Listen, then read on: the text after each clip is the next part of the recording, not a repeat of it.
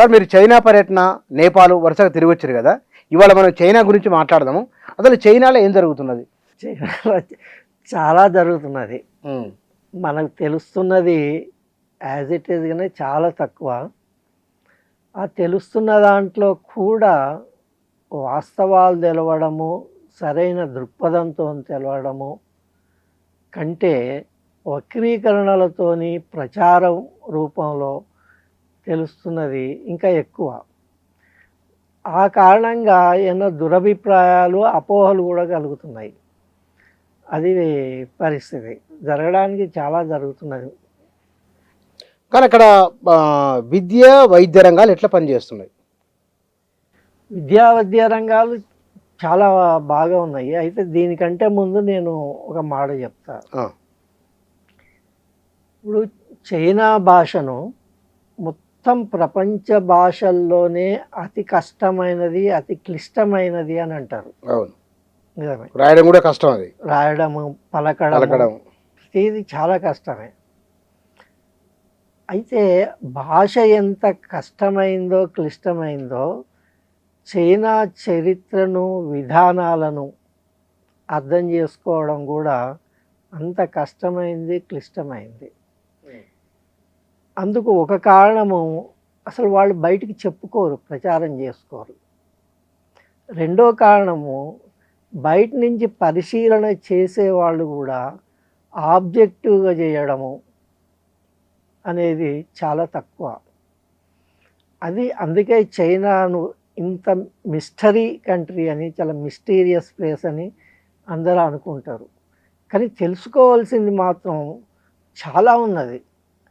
అది ఒక చైనా గురించి మనం అర్థం చేసుకోవడమే కాదు, వాళ్ళ విధానాల వల్ల జరిగే అభివృద్ధి ఏమిటి అనేది తెలుసుకుంటే అందులో అనేక పాఠాలు కూడా ఉంటాయి. బయట వర్ధమాన దేశాలకు, ఇండియా నుండి ఆఫ్రికా, లాటిన్ అమెరికా ఇటువంటి డెవలపింగ్ కంట్రీస్ ఏవైతే ఉన్నాయో అవి తెలుసుకోవాల్సినవి, పాఠాలు నేర్చుకోవాల్సినవి కూడా చాలా ఉంటాయి. అది మన దగ్గర కృషి జరగడం లేదు. అది నేను ముందు ఒక చిన్న ఉపోద్ఘాతం చెప్పదలుచుకున్న విషయం. ఓకే సార్, ఇప్పుడు మనం కొన్ని రంగాల వారిగా మాట్లాడదాము. చైనా వెళ్ళగానే మీకు కనబడిన 1-2 ముఖ్యమైన అంశాలు, మిమ్మల్ని అబ్బురపరిచిన అంశాలు ఏమున్నాయి? ఒకటి, అసలు ఎటు చూసిన అభివృద్ధి. ఒక నగరాల్లోనే కాదు, మన దగ్గర నగరాల్లో అభివృద్ధి ఉంటుంది, గ్రామ ప్రాంతాలకు పోయినట్టయితే పూర్తి వెనుకబడుతున్న ప్రాంతం ఉంటుంది. అక్కడ అట్లా కాదు. నగరాలు, పట్టణాలు, నగరాలను బయటికి దాటిపోయినా కూడా, లేకపోతే గ్రామాలకు పోయినా కూడా అంతటా ఒకే విధమైన అభివృద్ధి, అన్ని పౌర సౌకర్యాలు ఉండడము, ప్రజలు ఆరోగ్యంగా ఉండడము, ఇది ఒకటి నాకు కొట్టవచ్చినట్టుగా అనిపించిన విషయం. రెండోది, ప్రజల క్రమశిక్షణ, పరిశుభ్రత,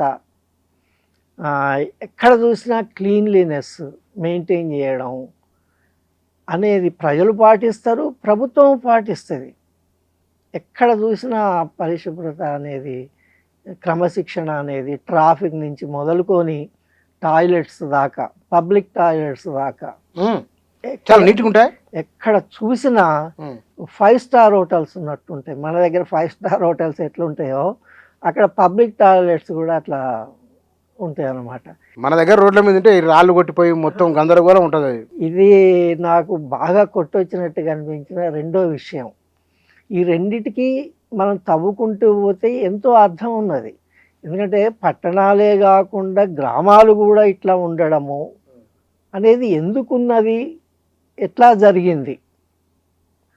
అట్లనే ఈ క్లీన్లీనెస్, క్రమశిక్షణ ఎట్లా వచ్చింది, ఎందుకు వచ్చింది, దాని వెనుకున్న ఆలోచనలు ఏమిటి, ప్రజల ఆలోచనలు, ప్రభుత్వ ఆలోచనలు ఏమిటి అనేది కనుక మనం అర్థం చేసుకుంటూ పోయినట్టయితే ఆ తేడా అనేది కనిపిస్తుంది. నాకు బాగా కొట్టొచ్చిన విషయాలు అన్నమాట.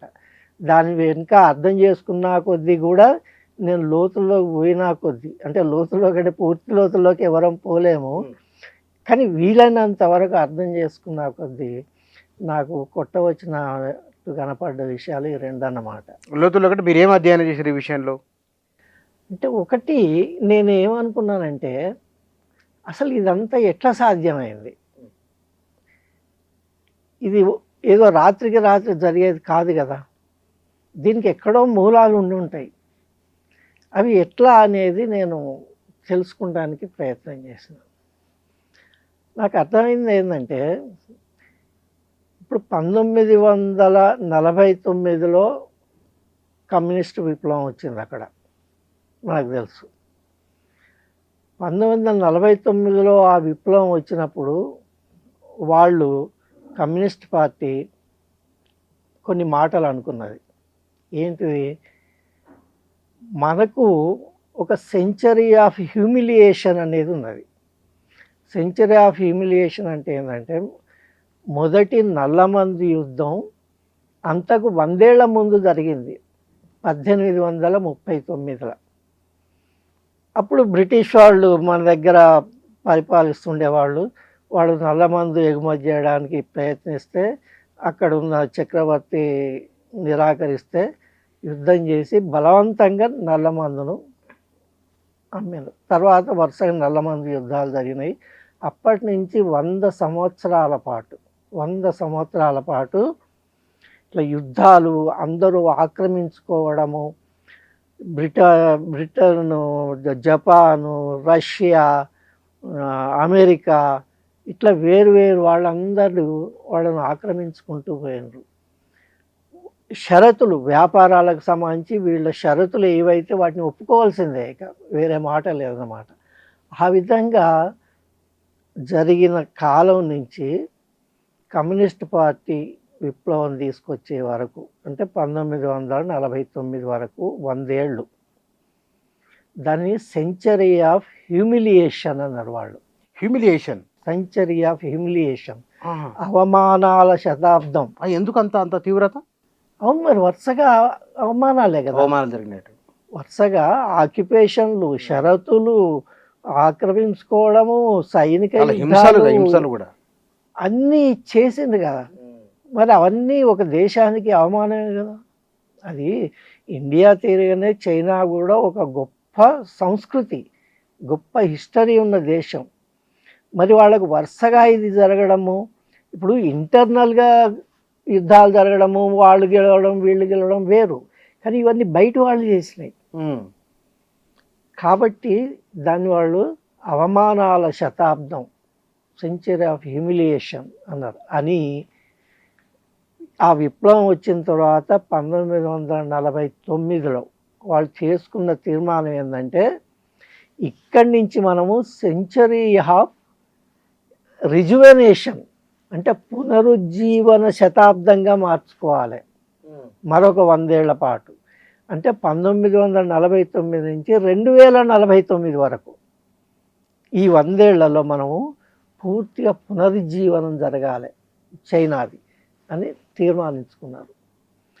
తీర్మానించుకొని అప్పటి నుంచి ఏమేమి చెయ్యాలి, పునరుజ్జీవనంలో భాగంగా వాళ్ళు చేయాల్సుకున్నది ఏమిటంటే, ఒకటి ఆర్థికంగా నెంబర్ 1 కావాలి ప్రపంచంలో, సైనికంగా నెంబర్ 1 కావాలి ప్రపంచంలో, సైన్స్ టెక్నాలజీ బట్టి నెంబర్ 1 కావాలి ప్రపంచంలో. ఇక తర్వాత మనల్ని ఎవరు కూడా కన్నెత్తి చూసే పరిస్థితి ఉండకూడదు. నెంబర్ 1 కావడము అంటే ఇతర దేశాల మీద యుద్ధాలు చేయడము, దోపిడీలు చేయడం కాదు, మనం అంతర్గతంగా శక్తివంతం కావడం. ఆ తర్వాత ఇక ఎవరు మన మీద యుద్ధాలు చేయడం కానీ కన్నెత్తి చూడడం కానీ అటువంటి పరిస్థితి ఉండకూడదు అనే తీర్మానం 1949లోనే చేసుకున్నారు వాళ్ళు.